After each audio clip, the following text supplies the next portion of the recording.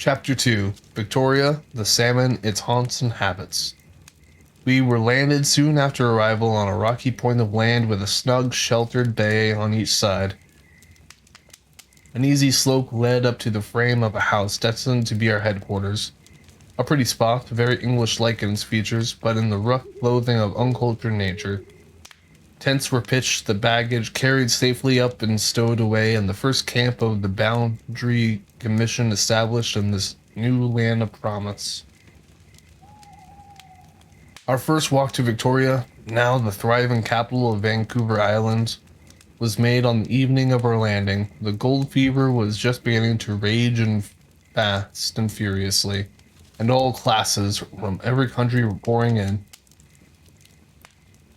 A very torrent of gold hunters. Not that gold hunter means only that he that digs and washes the yellow ore from our nature's treasury, but includes a herd of parasites that sap the gains of the honest digger, tempting him to gamble, drink poison, miscalled whiskey, and purchase trashy trumpery, made like Pindar's razors, only to sell and thus fool away his wealth, earned like a horse, squandered like an ass.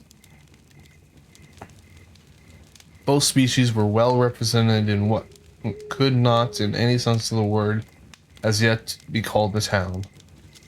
The old trading post of the Hudson's Bay Company, the governor's house, and his few scattered residences of the chief traders and other employees of the company alone represented the permanent dwellings. But in all directions were canvas tents, from the white strip stretched over the ridgepole and pegged to the ground, according just room enough for two to crawl in and sleep, to the great canvas store, a blaze of lights redolent of cigars, smashes, cobblers, and cocktails. The rattle of the dice box, the drowning invitation of the keepers of the monte tables, the discordant sounds of the badly played instruments, angry words, oaths too terrible to name, roistering sounds with noisy refrains were all signs significant of the golden talisman that met me on every side, as I elbowed my way amidst the unkept throng that were awaiting means of conveyance to take them to the apherious bars of the far-famed Fraser River. Along the side of the harbor, wherever advantageous water sites were obtainable, the noise of busy industry sounded pleasantly in contrast to the mingled hubbub. I had just left higher up to the slope. Substantial stores were being rapidly built. Out of these germs grew the peasant town, the capital of the island, which we shall often have to visit in this course of this narrative. With the island and its history as a colony, I have but little to do. Other and more able writers have said all that need be or can be told about its commerce, agriculture, politics, and progress. The prairie, forest, lake, river, sea, estuary, and rocky inlet are my domains. To their tenants I have to introduce you, guide you to their homes and haunts, and bring you to face in imagination with the zoological colony of far northwest. First of the island, Vancouver Island is situated between the parallels of 48 degrees 20 and 51 degrees north latitude, and in from 123 degrees to 128 degrees west long. Its shape oblong, length 300 miles, its breadth varying at different points may be taken at an average of from 35 to 50 miles. The island may be characterized as an isolated ridge of mountains which attain at their greatest elevation an altitude of about 6,000 feet. There are no navigable rivers, but numerous mountain streams that, as a rule, have a rapid descent and empty into inlets or arms of the sea. Everywhere intersecting the coastline east and west of the watershed, lakes large and small are common. From the summit of the hills to the flat gravel lands near the coast, dense pine bare forests clothe these hills to the very tops. On the open lands misnamed prairies, the scrub oak grows so gnarled and contorted that stalk, branch, twig, and even the very leaves look as if they suffered from perpetual cramp. Alder, willow, black birch, and cottonwood fill the hollows.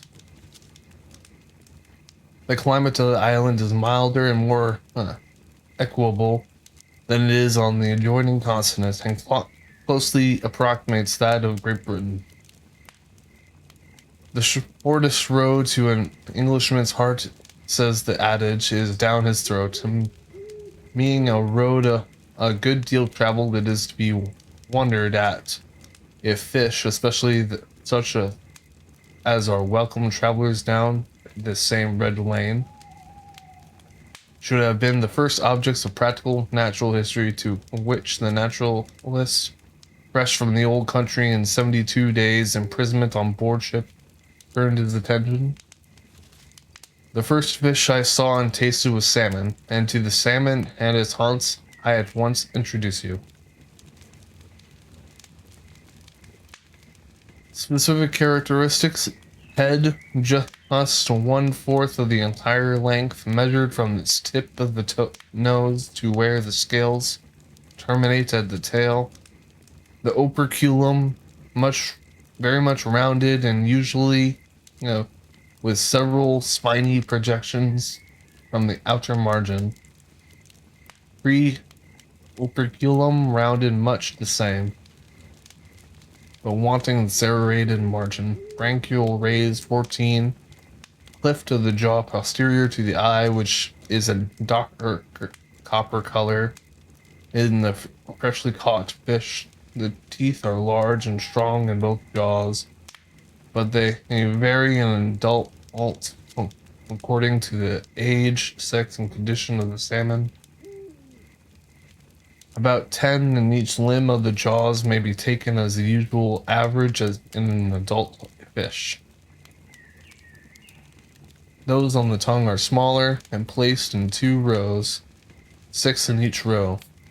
The vomarine and palatine teeth are again much smaller and weaker than any of those corresponding to such as the stud of the gullet.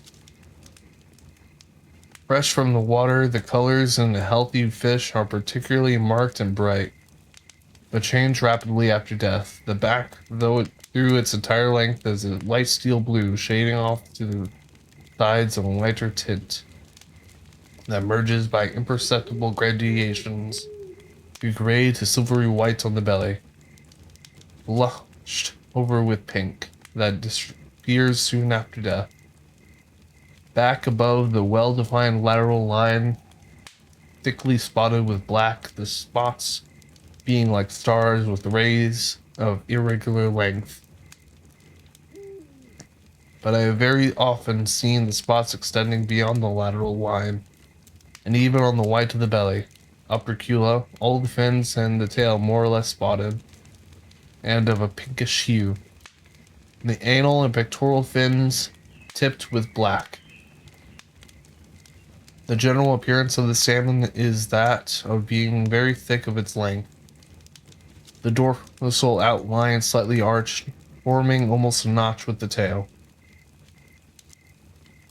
Soon after commencing our work, I was encamped for many months on the banks of the Chilliwack River, a tributary to the Fraser, having a short but rapid course through a rocky valley. In June and July, salmon ascend this stream in incredible numbers, filing off as they work up current in every rivulet, filling even pools left on the prairies and flats by the receding floods. About a mile from my camp was a large patch of pebbly ground, dry even at the highest floods, through which a shallow stream filled its way into the larger river. Though barely of sufficient depth to cover an ordinary-sized salmon, yet I have seen that stream so filled that fish pushed one another from out of the water high and dry upon the pebbles. Each with its head upstream struggled, fought, and scuffled for the precedence.